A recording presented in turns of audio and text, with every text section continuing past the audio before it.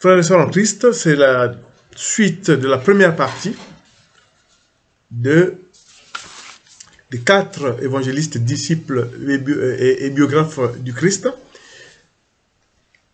En continuant donc sur l'évangile selon saint Marc, tout ce qu'on a dit, c'est que il va insister sur le fait que pour suivre Jésus, il fallait porter sa croix. Et je m'en vais vous relire un passage de l'évangile de Marc, chapitre 8, versets 34 à 37. Ensuite, Jésus appelle la foule avec ses disciples et leur dit: « Si quelqu'un veut venir avec moi, il ne doit plus penser à lui-même, il doit porter sa croix et me suivre. En effet, celui qui veut sauver sa vie la perdra, mais celui qui perdra sa vie à cause de moi et la bonne nouvelle, il la sauvera. Si une personne gagne toutes les richesses du monde, mais si elle perd sa vie, à quoi cela lui sert-il? Qu'est-ce qu'on peut payer en échange de la vie? Les gens d'aujourd'hui sont pécheurs et infidèles à Dieu. Si quelqu'un a honte de moi et de mes paroles au milieu de ces gens-là, alors moi, le Fils de l'homme, j'aurai honte de lui quand je viendrai avec les anges saints de la gloire de mon Père. » Jésus a tout dit, et c'est Marc qui veut nous montrer, effectivement, il donne l'importance de la croix. Comme on dit, la croix, le Christ sur la croix, c'est pas anodin, et le Christ sur la croix était un lieu de prière, un lieu de miracle, et c'est pour ça que Marc insiste là-dessus. En fait, celui qui veut suivre le Christ doit porter sa croix. Et il y a aussi un acte qui est très important, qui est spécifique à l'évangile de Marc, c'est que Marc est celui qui va faire en sorte que la bonne nouvelle, l'évangile de Jésus-Christ, ait une reconnaissance romaine. Pourquoi? Parce que, bon, il était connu à Rome, mais ensuite parce qu'il ne fallait pas que, même si certains milieux juifs, bien sûr, étaient persuadés du message du Christ, même si certains doutent encore du fait que Jésus, est-ce que c'est bien le Messie, Marc va nous montrer un des éléments qui est de reconnaissance romaine, pas seulement juive, je dirais, du ministère de Jésus de Nazareth et de son sacrifice. Vous vous souvenez que sur la croix, c'est le seul qui transmet dans son évangile le centurion romain qui va dire: « Ah non, non, c'est vrai, celui-ci était le Fils de Dieu. » Voilà. Donc c'est Marc qui veut nous faire percevoir qu'effectivement, il y a une reconnaissance romaine. Au-delà de cette phrase, c'est en fait, il y avait les Juifs, bien sûr ceux qui reconnaissaient en Jésus le Messie, mais déjà, Marc veut nous dire qu'il y avait aussi une reconnaissance romaine, non juive, puisque le centurion romain, qui était justement à côté de la croix de Christ, va dire il était vraiment le Fils de Dieu. Nous passons donc à l'évangile de Luc, et c'est très important pour un des éléments que je dirai tout à l'heure, c'est que Luc était un médecin. Luc était médecin ayant appris de la théologie, ayant fait de l'écriture, et en même temps, il habitait Antioche. Il était d'origine grecque. Donc, le Christ, Dieu dans sa puissance, il s'est dit, parmi les évangélistes, il faut un non-juif. Et c'est Luc. Luc était d'origine grecque, il habitait Antioche, il n'habitait pas Jérusalem, il était médecin et il était rompu à la théologie. Et il était contemporain du Christ, c'est-à-dire, quand on dit contemporain du Christ, ça veut dire quoi?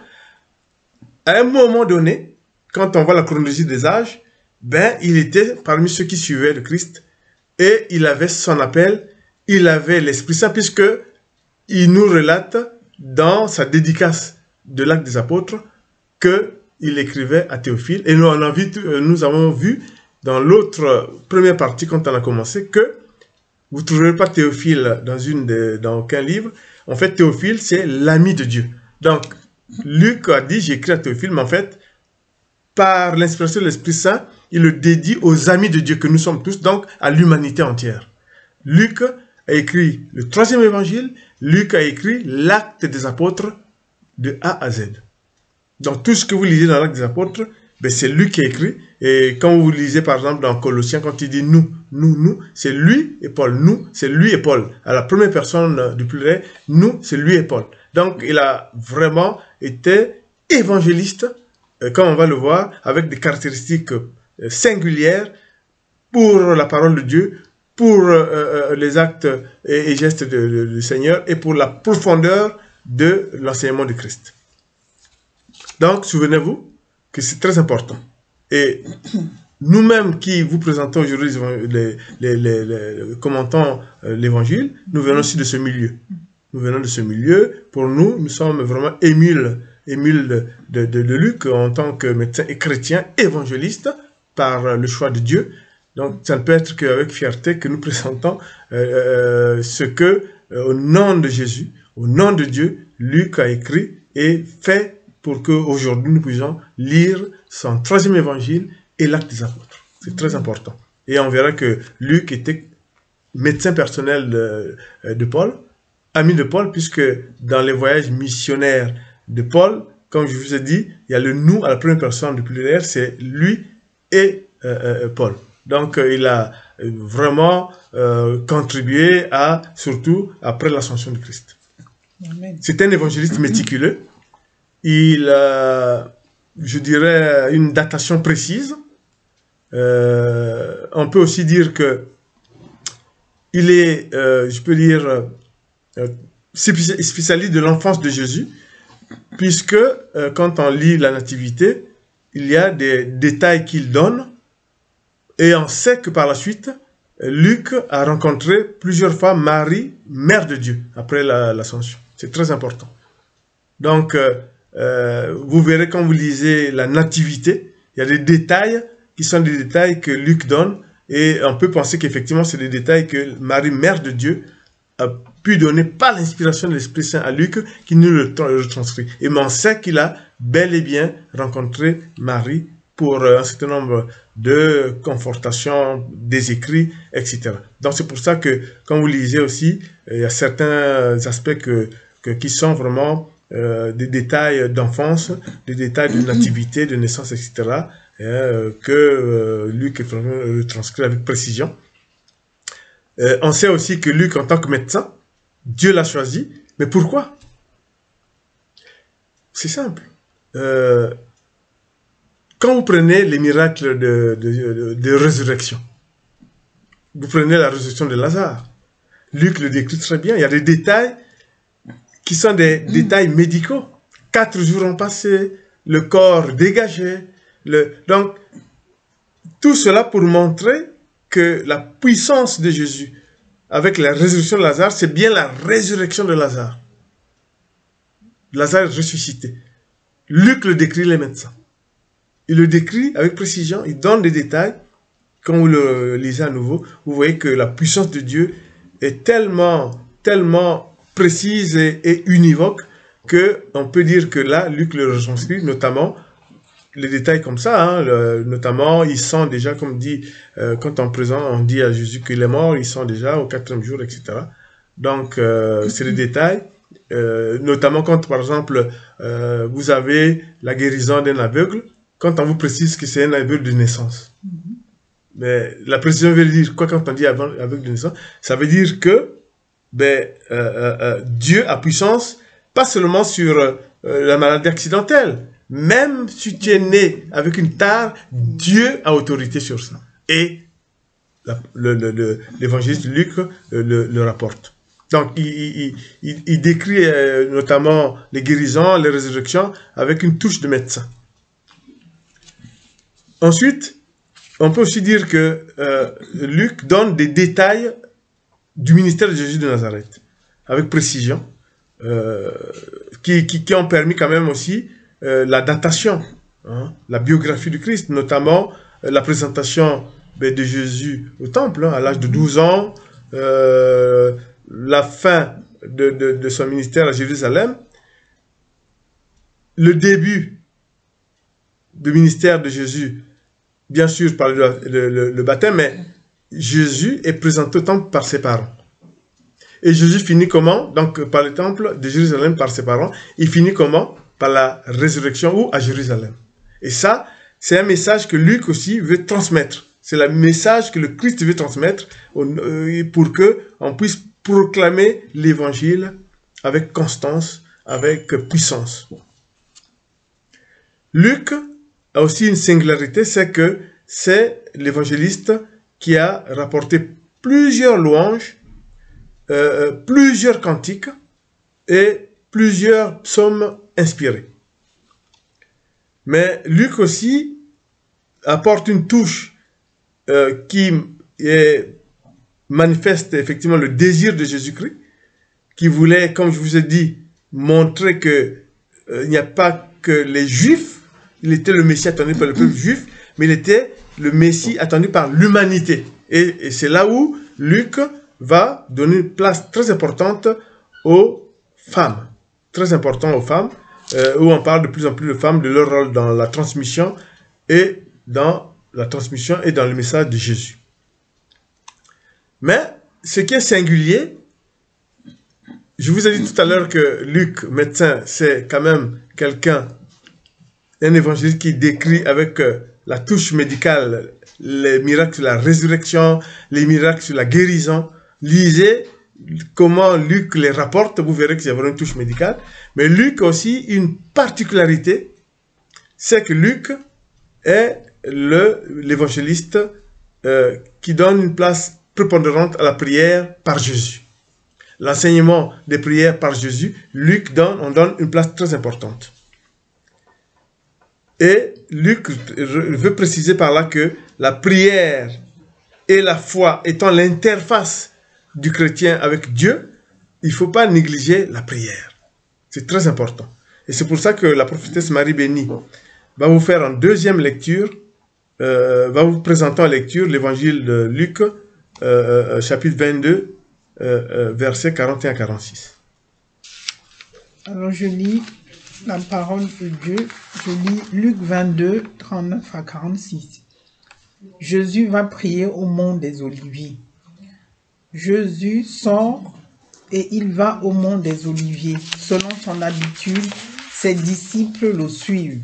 Quand il arrive à cet endroit, il leur dit, « Priez pour pouvoir résister quand l'esprit du mal vous tentera. » Jésus s'éloigne des disciples. Il va quelques mètres plus loin. Il se met à genoux et il prie en disant, « Père, si tu veux, éloigne de moi cette coupe de souffrance. Pourtant, ne fais pas ce que je veux, mais ce que tu veux. » Alors un ange du ciel se montre à lui pour lui redonner du courage. Jésus a peur et il est très inquiet. Il prie avec plus de force encore. Sa sueur devient comme des gouttes de sang qui tombent par terre. Après qu'il a prié, il se relève. Il revient vers les disciples. Il les trouve en train de dormir. Ils sont fatigués parce qu'ils sont tristes. Il leur dit, « Pourquoi est-ce que vous dormez?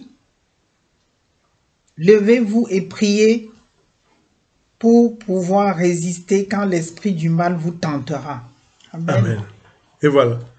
Donc c'est très important, c'est l'évangéliste de la prière, mais l'évangéliste qui retranscrit ce que Jésus veut qu'on retienne, nous, que la prière est fondamentale. Amen. Luc est aussi l'évangéliste de l'amour de Jésus pour les pauvres, pour les plus petits, pour les femmes, pour les exclus.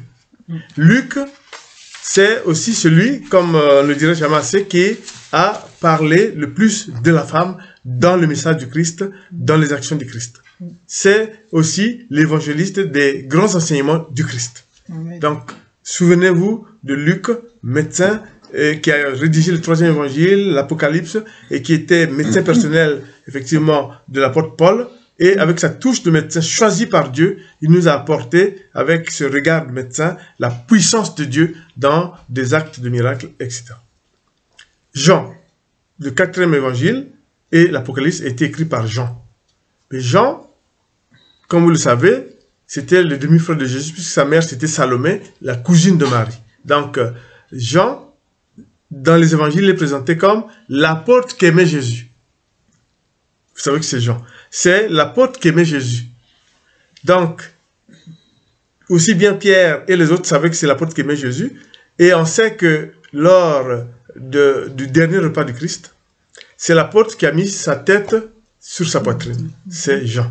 C'est très important. Et apparemment, mais c'est sûr, c'est pas apparemment, c'était le plus jeune des apôtres. Voilà. C'était le plus jeune des apôtres. Donc, l'évangile de Jean est un évangile doctrinal. Il faut vraiment, vraiment que vous le reteniez. C'est là que vous trouvez les doctrines de Jésus, de l'enseignement de Jésus. C'est-à-dire les 7 je suis. Le pain de vie, la lumière du monde, la porte, en passant par moi, on est sauvé, en passant par moi, on va vers le Père. Le bon berger, je suis la résurrection et la vie, je suis le chemin, la vérité, je suis la vie. Nul ne peut aller au Père s'il ne passe par moi. Souvenez-vous. Et je suis la vraie vigne, le Père et le vigneron. Je suis ce que je suis. Je dis seulement ce que le Père m'a enseigné, et ça aussi, c'est des paroles de l'évangile de Jean. Donc, c'est un évangile doctrinal. La prière aux apôtres, la prière aux disciples, la consolidation de la doctrine qui va plus tard fonder le christianisme, c'est Jean. C'est très important. Je viens vous le décrire, la doctrine. Je suis. Donc, c'est la doctrine du christianisme, c'est Jean. Et c'est très important. Et Jean, c'est celui aussi qui a écrit l'Apocalypse. Jean est l'évangéliste qui a rapporté les entretiens privés du Christ. Et nous savons qu'il y a un des entretiens les plus remarquables, c'est quand Jésus arrêté fait face à Pilate. Et la prophétesse Marie Bénie va nous lire cet épisode. Dans Jean 19, voilà. Alors, je lis la parole de Dieu dans Jean 19, 8 à 11. Je lis la parole de Dieu. Quand Pilate entend ces mots, il a encore plus peur. Il rentre dans le palais et il demande à Jésus, « D'où viens-tu » Mais Jésus ne lui répond pas. Alors Pilate lui dit, « Tu ne veux pas me parler à moi ? Tu ne sais pas donc pas que j'ai le pouvoir de te libérer et que j'ai le pouvoir et que j'ai aussi le pouvoir de te clouer sur une croix ?» Jésus lui répond, « Tu n'as sur moi aucun pouvoir, sauf celui que Dieu te donne. C'est pourquoi celui qui m'a livré à toi est plus coupable que toi. » Amen. Amen. Comme vous le voyez, c'est très important. C'est dans l'évangile de Jean qu'on a la plupart des entretiens privés du Christ. Il avait une mission particulière qui était celle-là, une mission doctrinale. Et là, Jésus répond à Pilate en disant, il ne reçoit d'ordre, il ne peut obéir qu'à Dieu. C'est très important. Et cela est aussi à noter que c'est ce que Jésus va dire quand il y a eu la tentation par le diable au désert. Il va dire, je n'obéis qu'à mon Père. C'est très important. Et cela aussi, c'est ce que Jésus va dire sur la croix, quand le premier larron va dire, mais oui, tu es sur la croix, mais libère-toi toi-même, pourquoi tu... Et il va dire, je n'obéis qu'à mon Père. Ce qu'a décidé mon Père, c'est ce qui va se faire. Donc c'est très important. Et pour conforter cet aspect de l'évangile de Jean, que c'est un évangile qui permet de montrer que Jésus parlait à toute la communauté, Jésus parlait à tous les milieux, il avait des contacts à tout, c'est l'épisode de l'entretien ou des échanges avec les Samaritains. C'est génial. Voilà. Là, vous savez que les Samaritains et les Juifs tout court, c'était c'était pas de bon rapport. Et Jean retranscrit ce que l'épisode où Jésus enseigne à travers la Samaritaine à l'amour du prochain. C'est très important. Et c'est là où il dit, ben, je suis le Messie. Et la Samaritaine dit, je suis le Messie. Je vous connais parce que vous avez eu plusieurs maris, mais voilà. Donc c'est très important. Franchement, c'est très important de savoir que finalement, comme on vient de voir, les évangélistes, donc envoyés de Jésus, travaillant comme des personnes ayant la responsabilité de transcrire les actes, les enseignements, les discours, les échanges avec des personnalités et surtout les œuvres caritatives, notamment envers les lépreux, notamment envers les paralytiques, notamment envers les pauvres, parce que dans cette société à Jérusalem, il y avait des pauvres, et même des actes pour respecter les lieux de culte, notamment quand ils chassent des commerçants qui avaient envahi l'église, enfin comment dire, le temple de Jérusalem, il les a chassés. C'est pour montrer que tout ça, c'est grâce à ceux qu'il a choisis, les évangélistes, qu'aujourd'hui, nous avons jusqu'à la fin des temps l'expression de sa parole, la parole de Jésus, l'expression des actes de Dieu le Père et l'expression des actes de la Trinité Sainte.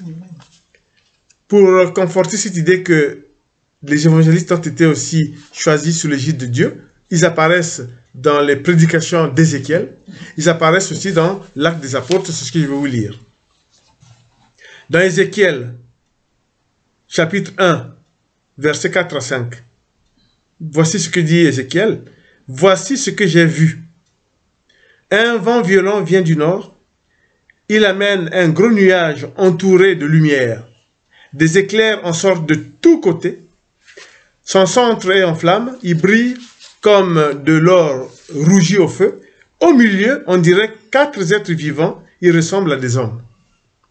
Et l'Acte des Apôtres, chapitre 4, versets 6 à 8, il dit: autour du siège royal, il y a 24 sièges. Sur ce siège, 24 anciens sont assis. Ils ont des vêtements blancs et sur la tête, ils portent une couronne d'or. Des éclairs, des bruits et des coups de tonnerre partent du siège du roi. Et devant ce siège, 7 lampes allumées brûlent. Ce sont les 7 esprits de Dieu. Devant le siège du roi, il y a comme une mer aussi transparente que du verre. Au milieu, autour de ce siège, il y a 4 êtres vivants qui sont couverts d'yeux devant et derrière. Le premier être vivant ressemble à un lion. Le deuxième à un jeune taureau. Le troisième a un visage semblable à celui d'un être humain. Et le quatrième ressemble à un aigle qui voit. Les 4 êtres vivants ont chacun 6 ailes. Amen. Amen. Là, vous venez de voir que par la puissance de Dieu, les 4 évangélistes ont été choisis par Dieu, désignés par le Christ, et ils ont accompli une mission des plus grandiloquentes, des plus puissantes pour transcrire, raconter la vie de Jésus, les actes de Jésus, les enseignements de Jésus, les miracles de Jésus et tout ce qui s'ensuit pour la gloire éternelle de Dieu. C'est très important. Et comme je disais, on ne peut pas avoir un exemple de fidélité aussi manifeste que la fidélité qu'ont eu les évangélistes en suivant le Christ. Qu'est-ce que c'est qu'alors la fidélité? Frères et sœurs en Christ, c'est la capacité que nous avons, nous croyons, à s'effacer pour Dieu. Voilà l'exemple.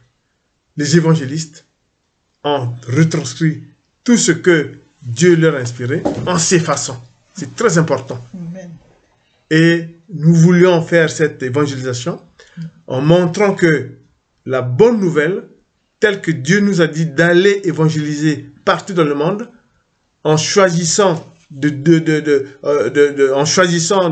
uns les autres pour être des prédicateurs, c'est-à-dire les évangélistes, des serviteurs de Dieu, il fallait qu'on s'inspire de l'exemple de ces 4 évangélistes qui ont abattu un travail immense, mais parce qu'ils étaient les disciples de Jésus, parce qu'ils étaient des croyants, des disciples de Dieu, en s'effaçant pour la gloire de Dieu, en se faisant tout petit pour la gloire de Dieu. Soyons petits.